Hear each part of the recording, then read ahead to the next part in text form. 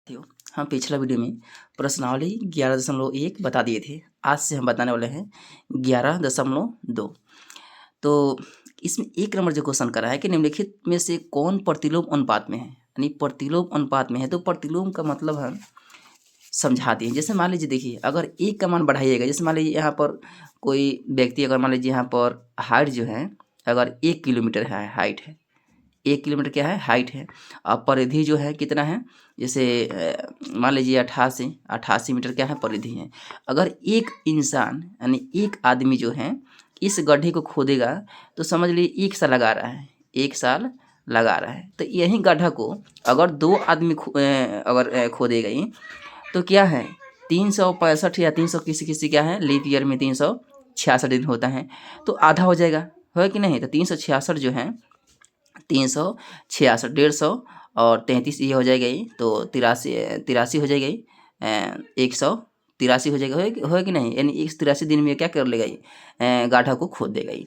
यानी दोनों का जो गुणनफल होगा वो सेम होता है। जैसे मान लीजिए यहाँ पर एक नंबर, इसी का एक नंबर देखिए, कौन कौन प्रतिलोम है। तो प्रतिलोम किसे कहते हैं कि एक का मान बढ़ने पर दूसरा का मान घटे, यानी दोनों का गुणनफल क्या होना चाहिए, सेम होना चाहिए, बराबर, एक कांस्टेंट का मान के बराबर होना चाहिए।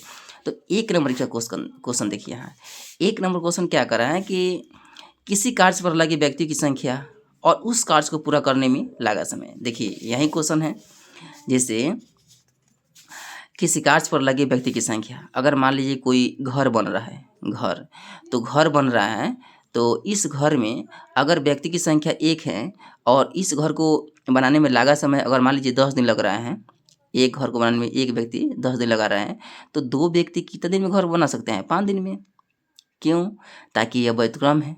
तो यह ना करा कि कौन कौन प्रतिलोम अनुपात में है। तो एक नंबर क्या हो जाएगा, एक नंबर प्रतिलोम है, प्रतिलोम है।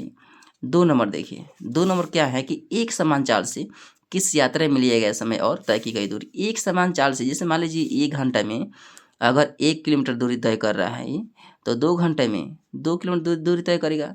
यह क्या है, व्युत्क्रम नहीं है, यह अनुक्रम विचरण कर रहा है, यानी यह अनुक्रम है। जैसे जैसे समय बढ़ रहा है वैसे वैसे क्या है, इसका दूरी भी बढ़ रहा है, इसलिए यह प्रतिलोम नहीं हो जाएगा, यह हो जाएगा अनुक्रम हो जाएगा, अनुक्रम विचरण करेगा। 3 नंबर देखिए, खेती की गई भूमि का क्षेत्रफल और कटी गई फसल। देखिए खेती की गई भूमि का क्षेत्रफल।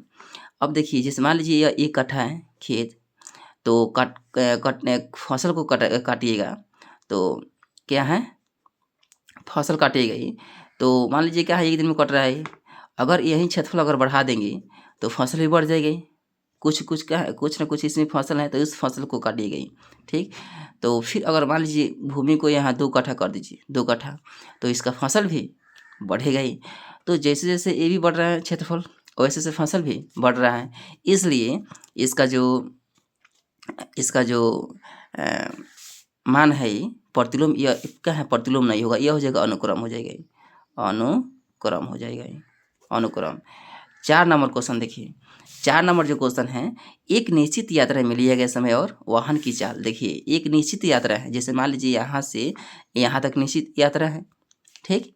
तो लिया गया समय और वाहन की चाल, अगर मान लीजिए इस ए से हमें बी तक जाना है, ए से बी तक, तो अगर 1 घंटा, अगर मान लीजिए 1 किलोमीटर प्रति सेकेंड की प्रति आवर, इसका जो मात्रक होता है किलोमीटर प्रति आवर होता है कि नहीं।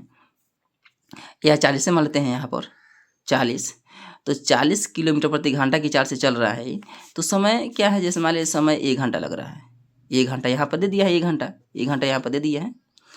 अगर यही चाल को अगर हम बढ़ा देते हैं, जैसे 80 कर देते हैं, अगर इस चाल को अगर 80 किलोमीटर प्रति घंटा कर देते हैं, तो इसका जो दूरी हो जाएगा, ये बहुत कम समय में ही ये दूरी को ए से बी तक पहुंच जाएगा, यानी 30 मिनट में यह पहुंच जाएगा, 30 मिनट में, 30 मिनट क्या है, पहुंच जाएगा ये। तो जैसे जैसे चाल बढ़ रहा है वैसे वैसे क्या है, इसका समय घट रहा है, जैसे जैसे समय बढ़ेगा वैसे वैसे क्या है, चाल भी घटेगा। तो यह क्या है, प्रतिलोम है, यह हो जाएगा प्रतिलोम हो जाएगा। अब इसके 4 के बाद में 5 नंबर क्वेश्चन, किसी देश की जनसंख्या और प्रति व्यक्ति भूमि का क्षेत्रफल। देखिए, किसी देश की जनसंख्या, अगर मान लीजिए जनसंख्या किसी देश का जनसंख्या अगर मान लीजिए 1 करोड़ है, 1 करोड़ है, तो इसका क्या कर रहा है, जनसंख्या प्रति व्यक्ति भूमि का क्षेत्रफल। देखिए, जैसे जैसे जनसंख्या बढ़ेगा वैसे वैसे क्या है, भूमि भी घटेगा। अगर मान लीजिए 1 करोड़ है, तो इस करोड़ में 1 करोड़ में अगर जनसंख्या बढ़ जाएगा तो इसका भूमि क्या हो जाएगा, घट जाएगा। ताकि प्रत्येक जो व्यक्ति है, यहाँ कह रहा है कि प्रति व्यक्ति भूमि का क्षेत्रफल, तो इसका क्या है, भूमि क्या है, घट जाएगा। तो ये भी क्या हो जाएगा, प्रतिलोम हो जाएगा, प्रतिलोम हो जाएगा। 2 नंबर क्वेश्चन देखिए, एक टेलीविज़न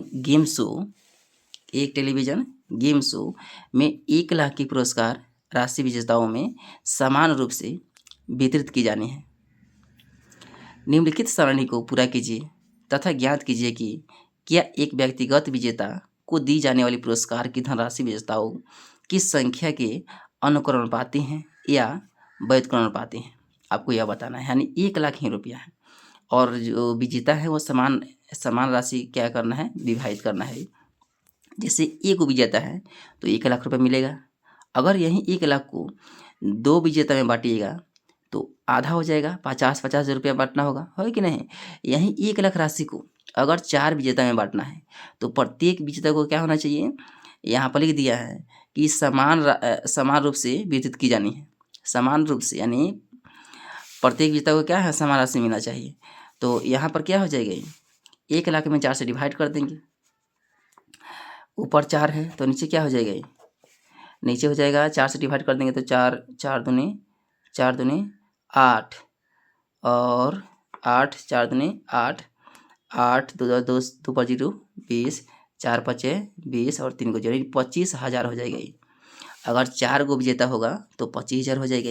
अगर यहाँ पर 5 गो विजेता होगा, 5 गो जब विजेता होगा तो अब कितना होगा, 20-25 यानी 20,000 हो जाएगा, 20,000 हो जाएगा। अगर यहाँ पर 8 विजेता हो, अगर 8 विजेता हो तब उसका पुरस्कार कितना कितना प्रत्येक व्यक्ति को मिलेगा, ये हमें ज्ञात करना है।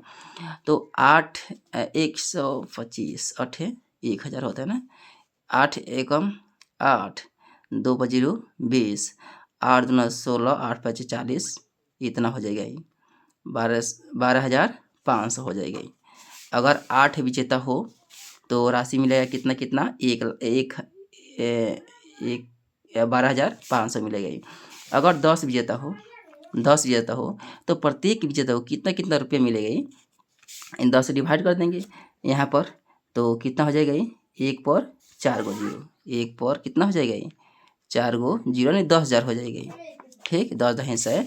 अगर यहाँ पर 20 गो विजेता हो, 20 गो विजेता तो 5,000 हो जाएगा, 5,000 आएगा समझ।